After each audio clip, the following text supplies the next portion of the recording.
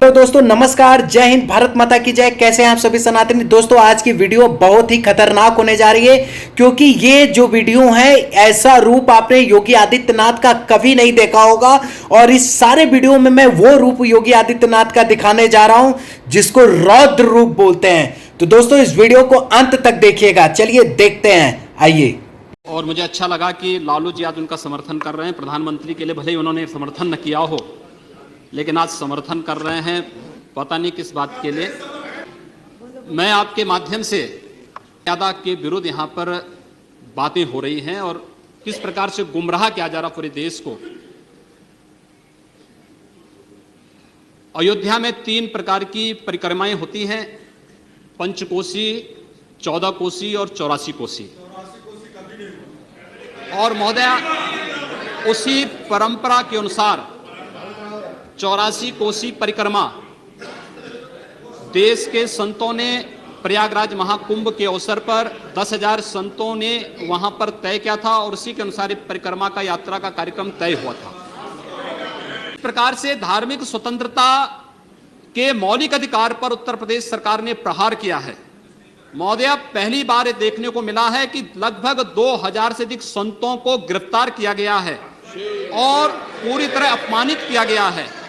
यहां तक कि अयोध्या जी में सरयू जी का स्नान करने वाले जो संत ऐसे हैं जो केवल सरयू जी का स्नान करते हैं, उसी का जल का ग्रहण करते हैं, उन्हें वहां सरयू जी का पूजन नहीं करने दिया गया, स्नान नहीं करने दिया गया, जबरन उठा करके बंद कर दिया गया, उन पर लाठियां चलाई गई हैं, पूरी तरीके से अपमानित करके। सबसे पहले तो सरकार धानी को मौलिक अधिकार भूमि है और जब विवादित भूमि राम जन्मभूमि है तो फिर उसके लिए कानून बनाने की मांग इस देश का संत समाज कर रहा है, कोई पाप नहीं कर रहा है। हम अपने हक को मांग रहे हैं और हम ही मांग कर रहे हैं कि अयोध्या में राम जन्मभूमि पर भव्य मंदिर का निर्माण होना चाहिए। कानून इस सरकार को लाना चाहिए, क्योंकि सुप्रीम कोर्ट में शपथ पत्र कांग्रेस नेतृत्व की सरकार ने उस समय दाखिल किया था और उसी क्रम में हम मांग कर रहे हैं।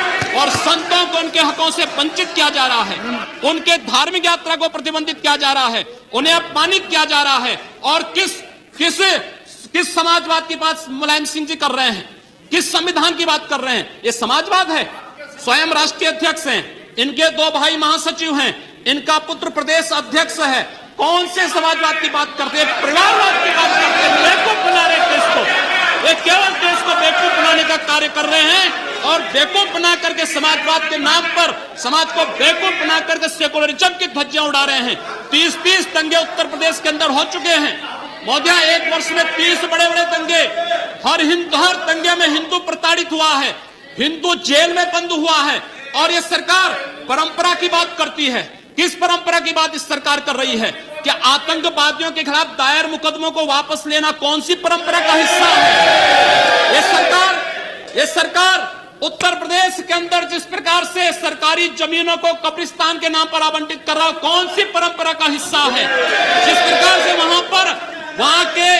वहां के गरीबों, वहां के पिछड़ी जाति, वहां के अनुसूचित जाति के हकों पर डकैती डला करके ये सरकार जिस प्रकार से जंगल राज कायम की उत्तर प्रदेश के अंदर, आखिर वो किस परंपरा का हिस्सा है? और इसी का हनन किया है। दूसरा करूंगा, ये सरकार लड़ाने का कार्य कर रही है, यह केवल मुस्लिम जिहादी आतंकवाद को प्रश्रय दे करके हिंदुओं को अपमानित करके संतों का अपमान करना चाहती है। और इसीलिए 84 कोसी परिक्रमा को इसने रोका है।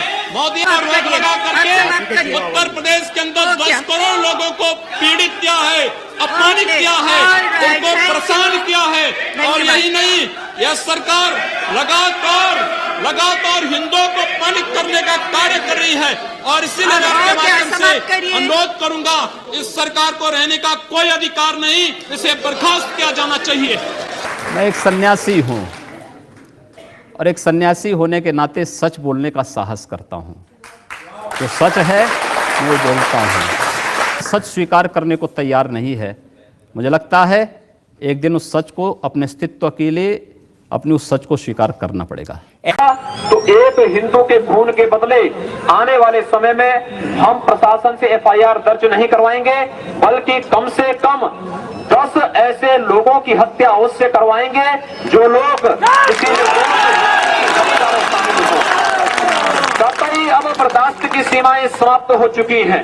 रोकता है बंधुओं, ये सब सीमाएं स्वाभिमान और सम्मान की पराकाष्ठा को तोड़ती जा रही हैं और आज आप सबको इसके खिलाफ अपनी लड़ाई को लड़ने की तैयारी करनी चाहिए। उस बात को कंडीशनल कहा है।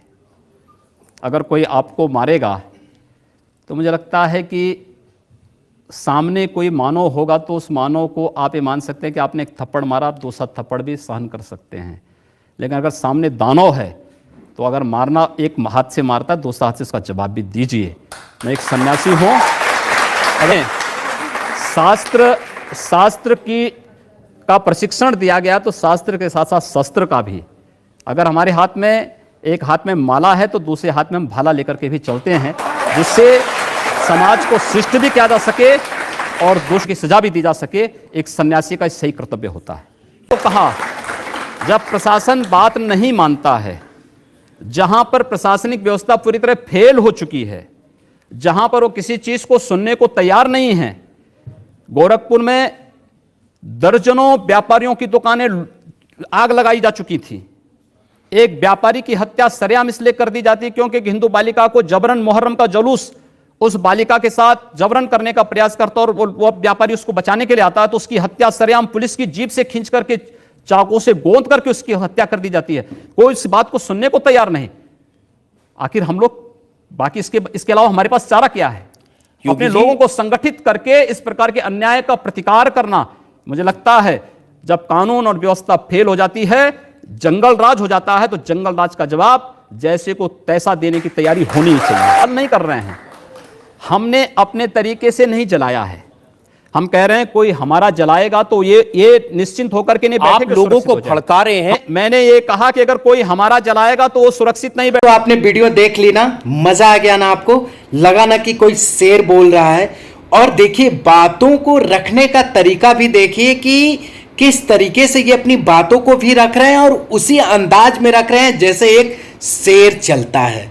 तो दोस्तों इस वीडियो को लाइक, सब्सक्राइब और शेयर जरूर करिएगा और दिखाइएगा योगी जी को पूरी दुनिया को। तब तक के लिए आशा करता हूं आप सभी को ये वीडियो पसंद आई होगी।